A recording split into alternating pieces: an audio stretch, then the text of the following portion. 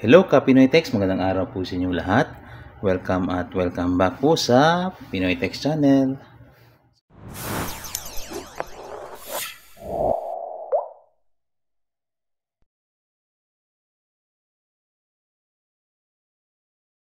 So for today's video, may isi-share naman po tayo na tutorial dito sa ating printer na Epson L3210. Ito po yung latest na 3-in-1 na may copy, print, and scan.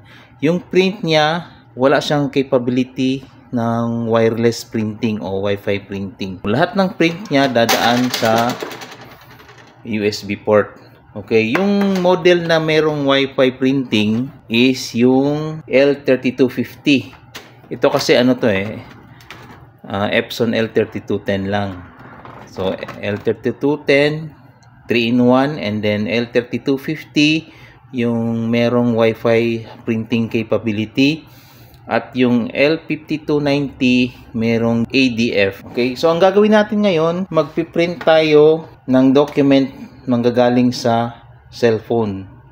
So ang app na gagamitin natin, yung Epson iPrint na official app ng Epson. Okay, so maski hindi ito wireless, kaya pa rin ito mag-print manggagaling sa smartphone. So gamit lang tayo ng OTG cable. Dun sa mga nakasubaybay na po sa atin sa mga previous videos, gumagawa tayo ng ganitong tutorial. Yung ginagamit kong app mostly is yung Noco Print app, which is universal kasi yun pwede sa Epson, Canon, and Brother o any printer. So ito naman na ang gagawin natin is yung exclusive o yung official app ng Epson, which is Epson iPrint. So mada-download lang yun sa Play Store.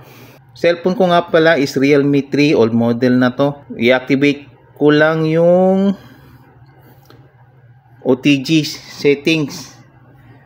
Nandito lang yan. Ayan, naka-on na pala kasi tinry ko na kanina. So after 5 minutes kasi madi-disable yung OTG. So ngayon i-insert na tayo ng wire o ito yung OTG connector na magagaling sa printer. I-on muna natin yung printer ng Epson L3210. Ayan.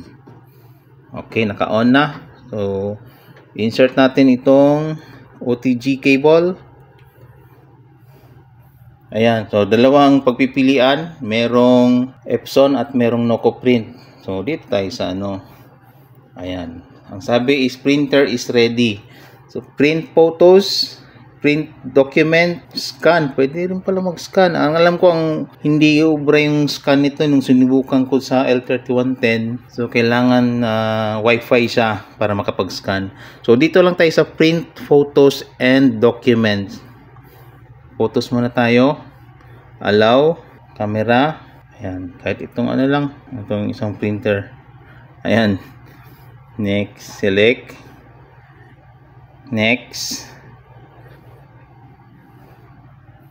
Loading. Ayan, mayroong parang gear sa taas. Ito yung settings. So pindutin lang natin to.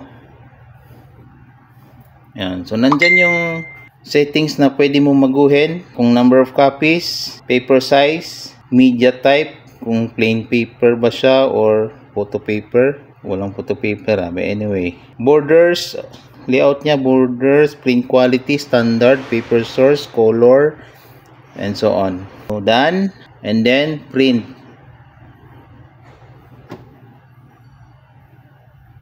Ayan, hintayin natin mag-print. So printing, merong yun, progress bar.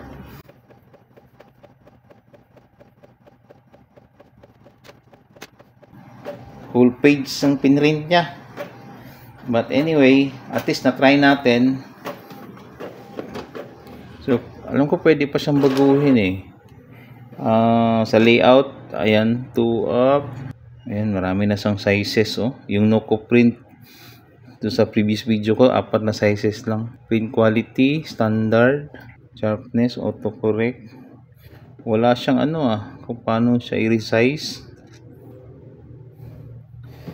So anyway, ito na yung result ng print from cellphone. So okay, so gumana siya. Para sa akin, no, malaki ang difference nung L3210 at saka L3250 na price. Ito kasing L3210 nasa 8, in between 8 to 9,000, ganon. Yung L3250, which is yung Wi-Fi capability yung nadagdag, nasa around 10 to 11,000 naman. So kung ang purpose mo sa Wi-Fi mo is from cellphone lang naman, edi ito nang bilhin mo, mas lesser kumpara doon sa L3250. So yun, nakapag-print siya ng picture, and then try naman natin ng document files. Browse tayo ng document natin sa download. Ito na natin itong okay, yung DTI form. So print natin, naka PDF file itong ipiprint natin. Okay, print.